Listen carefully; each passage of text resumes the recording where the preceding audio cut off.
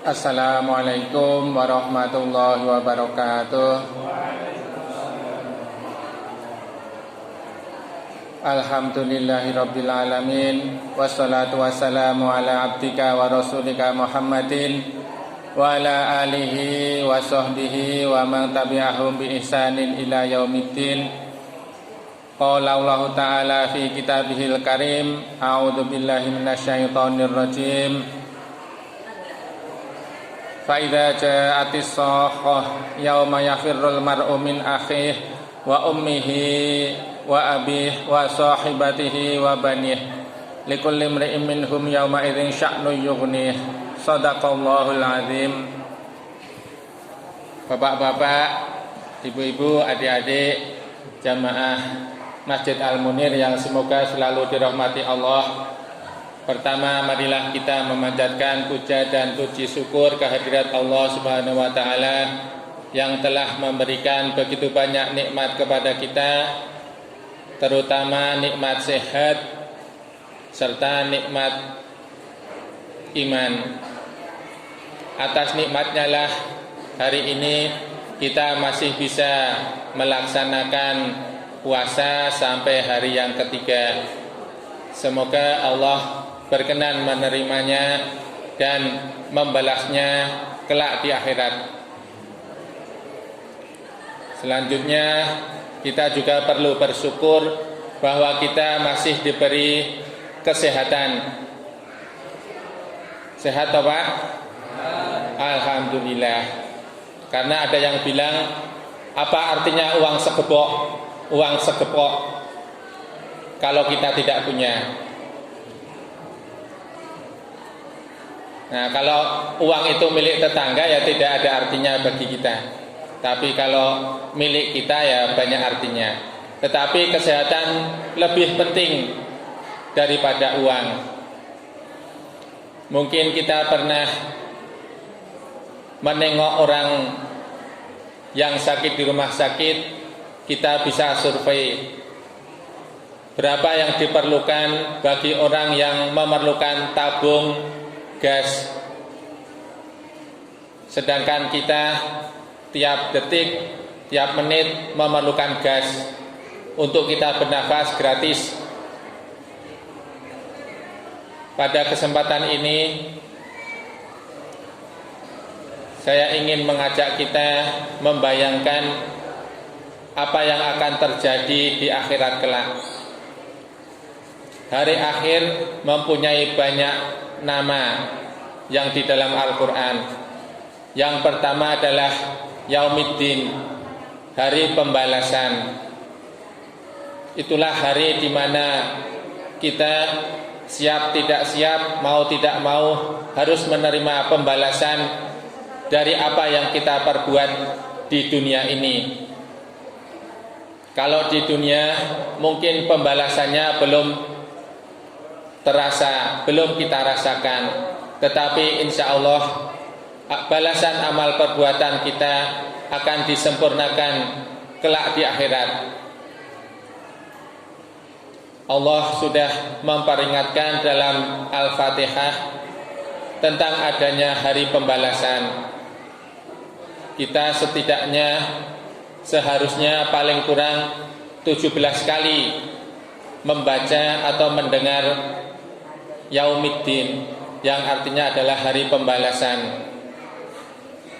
Kemudian hari pembalasan disebut juga Yaumut Taghabun, hari dinampakkannya kesalahan. Kita wajib bersyukur bahwa kesalahan-kesalahan kita masih ditutupi oleh Allah. Kalau kesalahan saya sudah dibuka oleh Allah, mungkin panitia Ramadan tidak memberi kesempatan kepada saya untuk berbicara di depan ini, karena saking terlalu banyaknya kesalahan. Tetapi karena kesalahan itu ditutup oleh Allah, maka saya masih diberi kesempatan untuk berbicara di depan bapak-bapak, ibu-ibu atau adik-adik yang sebenarnya mungkin lebih banyak tahu tentang agama ini daripada saya. Itulah dua nama dari hari akhir, yaitu hari pembalasan Yaumiddin dan hari dinampakkan kesalahan Yaumut Taghabun. Kemudian dalam surat Abasa yang saya bacakan di depan tadi, Allah menceritakan tentang apa yang akan terjadi di hari akhirat kelak. Fa idza ja'atis shakhah, ketika datang teriakan ataupun suara yang memekakkan ke telinga, ada yang mengartikan itu adalah suara sangkakala yang kedua. Maka pada waktu itu akan terjadi yauma yafirrul mar'i min akhih, ketika orang-orang lari dari saudaranya, wa ummihi wa abih, lari juga dari ibu dan ayahnya, wa sahibatihi wa banih. Begitu juga orang-orang akan lari dari sahabat dan juga dari anak-anaknya. Yauma idzin likulli imrin minhum yauma idzin sya'nu yughnih. Pada hari itu setiap orang mempunyai urusan masing-masing. Yang begitu besarnya urusan, maka mereka tidak lagi peduli kepada orang yang lain. Pada hari itu matahari didekatkan hanya berjarak beberapa meter. Kebanyakan orang akan digenangi oleh keringatnya, tergantung amalnya. Ada yang digenangi hanya setinggi mata kakinya, ada juga yang digenangi keringatnya sampai hampir menutupi hidungnya, sehingga dia akan kesusahan bernafas. Naudzubillahi min dzalik. Di antara kengerian hari kiamat itu, Allah sudah mempersiapkan perlindungan. Kalau kita ingin mendapat perlindungan di hari yang sangat panas sehingga keringatnya seolah-olah membanjiri, maka berusahalah untuk menjadi salah satu dari beberapa kelompok ini. Rasulullah menjelaskan bahwa kelak ada golongan-golongan yang akan diberi perlindungan oleh Allah pada hari di mana tidak ada perlindungan selain perlindungan dari Allah. Orang yang berhak mendapat perlindungan dari Allah pada hari kiamat kelak, yang pertama adalah imamun adilun, imam yang adil. Ada yang menjelaskan bahwa imam yang adil ini hanyalah orang-orang yang diberi kekuasaan yang besar, mungkin seperti presiden, bupati, yang kebijaksanaannya menentukan, mempengaruhi kehidupan orang banyak. Tetapi bisa juga kita ambil hikmahnya, kita semua adalah pemimpin. Mungkin pemimpin, paling kurang pemimpin di rumah tangga kita, pemimpin bagi istri kita, dan juga bagi anak-anak kita. Yang kedua adalah pemuda yang tumbuh dalam ketaatan kepada Allah. Kenapa kok pemuda disebutkan? Mungkin seperti adik-adik Remas di depan ini. Insya Allah kalau istiqomah taat kepada Allah, kelak akan berhak mendapatkan perlindungan dari Allah. Di hari tidak ada perlindungan selain perlindungan dari Allah. Kenapa kok pemuda disebut, walaupun juga mungkin pemudi juga bisa, karena umumnya masa muda adalah masa di mana semangat masih membara, masih ingin kemana-mana, masih ingin mencoba apa-apa, masih ingin melihat macam-macam.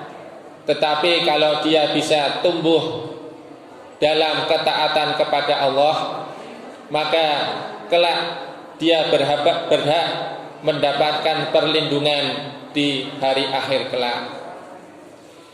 Semoga anak-anak kita dan juga kita bisa mendapatkan kuota golongan kedua ini. Sedangkan kalau orang tua taat, itu mungkin tidak terlalu mengherankan. Betul tidak, Pak? Orang tua sergap ke masjid, atau mungkin memang wayai. Tapi kalau orang tua kok masih seneng gaul, mungkin seneng dugem, nah itu ya perbanyak istighfar saja. Kelompok yang ketiga adalah laki-laki yang hatinya terpaut di masjid. Kelompok yang ketiga ini, kalau yang saya baca itu khusus laki-laki. Kenapa kok tidak perempuan? Karena perempuan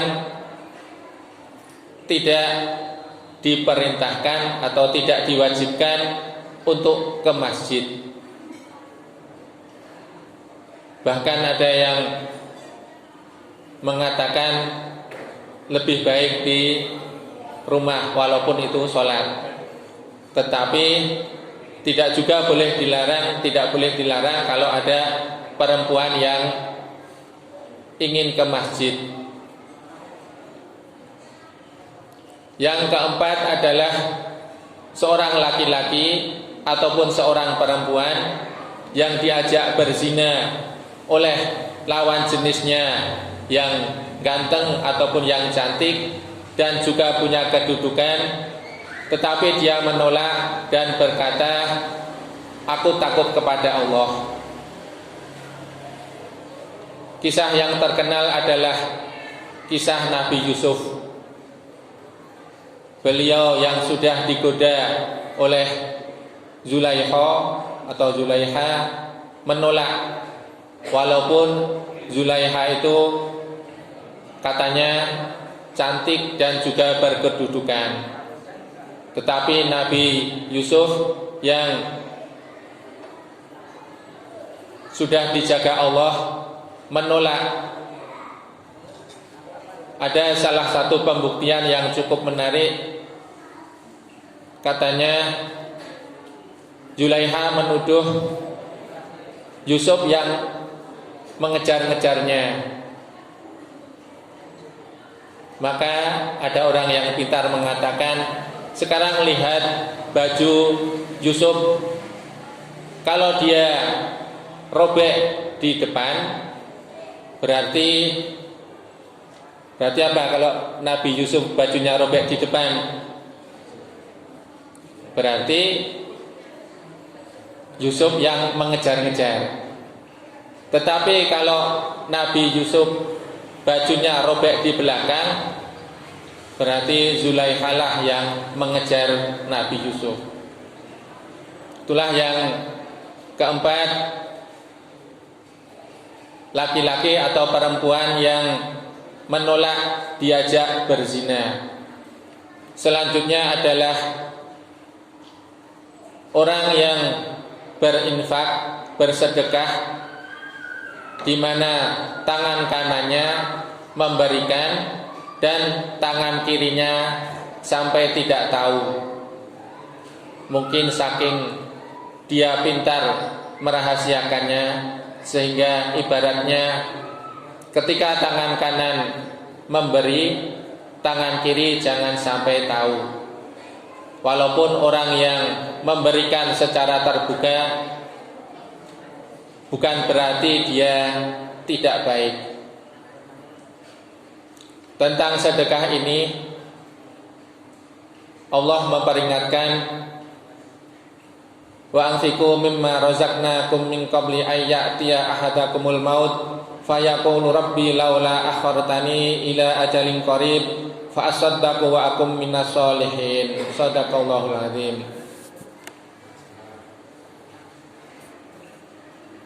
Mayit ternyata pernah nawar, ada yang nawar pada Allah.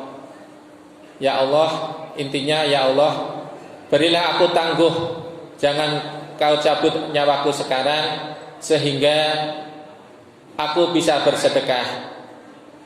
Yang menarik, mengapa dia kok tidak ingin aku sholat dulu, tetapi berilah aku kesempatan untuk berinfak dulu. Apa itu? Mengapa kok dia ingin berinfak, tidak ingin bersolat dulu? Itu mungkin karena saking besarnya pahala yang didapatkan orang yang bersedekah. Kiranya itu yang bisa saya sampaikan, kurang lebihnya mohon maaf. Assalamualaikum warahmatullahi wabarakatuh.